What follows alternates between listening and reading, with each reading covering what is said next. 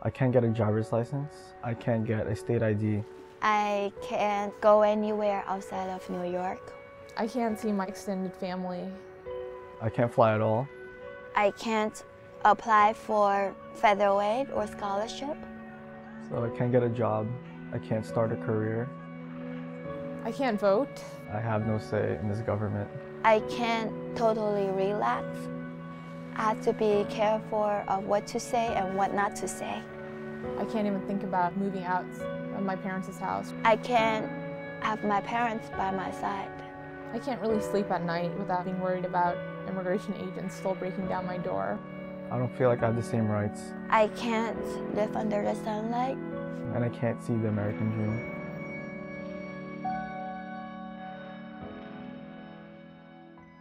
So it was at the end of my sophomore year in high school. I was asking my dad about getting a driver's license and looking at different colleges that I was going to apply for in 2 years. And then he had some really bad news to tell me. He sat me down in the living room and then told me that I was undocumented and that I had no citizenship in America, that I had no green card or permanent residency. And then that's when I realized that everything that I was dreaming about was fake and my life was all a lie. I learned about the consequences of being undocumented from a close family member. She told me, and she told my grandparents, and she told many people that no matter how smart I am, no matter how good I did in school, without a green card, I'm going nowhere. So it hurt my heart. It's saying, no matter how good I do, it's gonna be fruitless. Then I feel like I wanna do well, but it's useless. So what should I do? When I was about 14 years old, I was working at a community center. It was my first job, but at the end of the summer, the rest of the kids, they went home with a stipend, a $2,000 stipend, and I received nothing. So I went to the director of the program, and he had told me that I had immigration problems. I went home, my parents were, I remember just seeing the fear in their eyes, and they told me that I was lucky that, the director of the program had done nothing else at the time. I thought that I had no future and I would just end up without a job after college. And I found no point in going to school or doing well at the end of my schoolwork because it was all for nothing. It's that numb feeling that I got. So I go to school, I listen to class, but I don't feel like doing homework. I don't feel like studying for tests. So I never study and I never do my homework. I have many days missing and my grades fell. I felt really helpless. I thought my parents would be able to sort it out, knowing how powerless they were, knowing how powerless I was. I knew it was an extreme injustice. I just didn't know what to do about it. What I didn't know about that time was that I would still be undocumented 9-10 years later. And at the age of 5, I moved from the Philippines to America and grew up in New York City. And my parents were originally planning to just come here to visit my grandparents. Our visas were meant to be expired in 2001, so they decided to overstay. And it was because there were better opportunities here in America than there was in the Philippines. If I was in the Philippines, I wouldn't be doing everything I was right now. My father left 10-20 days after I was born. My father would not be able to support my mom and me. And also, my dad and mom want to have more child, but the Chinese government will not let you have any more child. So my dad decided to leave for America. From 1 to 8, literally I didn't have a father.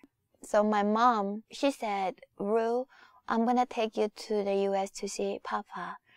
She didn't tell me that I am coming to the United States to stay.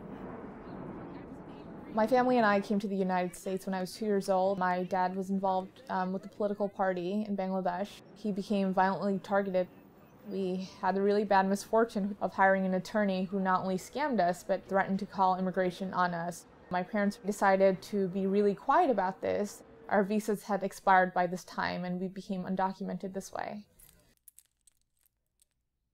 When I was 17, I started living by myself because that year the letter of deportation was sent out.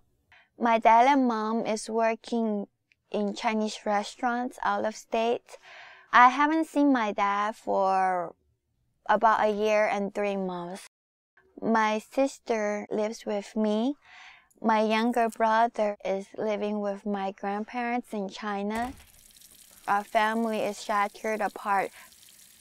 I had to learn to make money and help out my father and mother because they work so hard all their life. I work in a Chinese restaurant 6 days a week, 11 to 11. For the work that I do, I am not paid as fairly as those who have legal status. I was extremely lucky. I had gotten accepted to Sarah Lawrence, the most expensive school in America, in fact, with a full scholarship, so I was able to go. Since I've graduated college, I've been without a full-time job for about 2 years. In many ways, it's made me feel worthless. You know, I have an obligation to my family to help them out financially. I failed on that part in many senses. It's very hard for us to find a job. And even if we find a job, it makes our employers very easy to exploit us. We're under the condition where we have to make a living in order to survive. So either we take up what's in front of us, or we just sit and do nothing. And I prefer to be someone who will do something. At the beginning, I was extremely upset. I was extremely, furious after, going to job interviews, getting job offers and not being able to take them because I wasn't a U.S. citizen. I did not have legal work authorization. I was depressed because after you graduate, you're supposed to be able to get a job. You're supposed to be able to move forward with your life. What was I supposed to do with my life? I didn't know. There are a lot of nights I would sit in my room crying on my bed and even thinking about taking my own life because I saw no future for myself. And a lot of people don't know that. It was for stupid reasons, just because I couldn't go to school or start a career, but to me that meant a lot. I've been receiving different acceptances from colleges and universities, but I'm not expecting much because I know I can't be able to afford any of these. Guidance counselors were really clueless about my status. I would come to my guidance counselor and ask her, are there any scholarship opportunities for me? Can I get grants or loans to pay off college? And the same answer would come from my guidance counselor and my assistant principal. They'd say to me, we don't know if you can, and you probably can't. It's just another slap to the face when they tell me that we can't help you. My grandmother said that she knew that her granddaughter, me, will be able to do something with my life someday. It's only because of green card, only because of the situation that I'm in. I remember that was the second time that she cried in her life. So the first time when I left China. So that pushed me to study hard and to go to college. On the day that I'm off, I attend a class at BMCC. The reason why I can only attend one class is because I can only afford one class. At the rate that I am going at, it will take 20 years to get my degree. I would say it's not the best life, but it's the only one that I can have right now. I think you can choose how you live your life. I think I saw other undocumented youth come out as undocumented, unafraid, unapologetic. They were people like me who had no resources, who had the same immigration status like I did. If they were going to put themselves on the line, then I had to put myself on the line too. It wasn't fair either way. We were all in this together and every little bit counts. It made me feel like I had a purpose. By joining some of the activism that was going on, I found a little bit of relief for myself personally. I realized that I'm not the only one out there. I'm not the only one struggling through this. We have been working together to really help push this movement in America. I don't want my sister to face everything that I've been facing. I want her to have a better life without any difficulties, without any emotional damages to herself. I want to start looking into helping families, helping parents get their citizenships, helping families reunite in this country. I hope one day my family will be reunited. And hopefully everybody like me will be able to have that chance. I wish that one day I will be able to help those who were in the similar situation. I hope that I'm really standing up for myself. I hope that I'm standing up for my family. I hope that I'm standing up for other people like me. My life since I was 2 years old was colored by my immigration status. And I want to change that for other people because people shouldn't go through what I do, what all 11 million of us are going through right now. Where you're born is really accidental at the end of the day. You could be me. We're all the same kinds of people. We could be students, we could be the person you see at a park, your best friend even. We're not any more different than you are. We're only different because of a piece of paper. Things don't have to be they are currently. That's what motivates me, seeing that change is possible. I really want to be able to help undocumented youth out there and give them a sense of hope and relief. A brighter future for all of us. So we will try our best to help and to reach out to whoever needs us.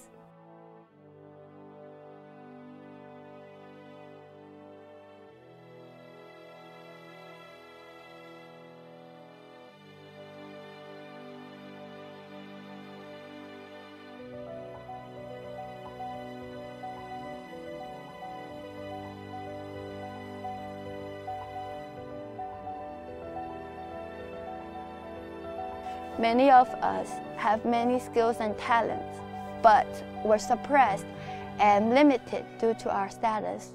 You cannot measure what all of us undocumented immigrant youths can do when our abilities and our potentials are reached. Living today, living tomorrow, there's always hope.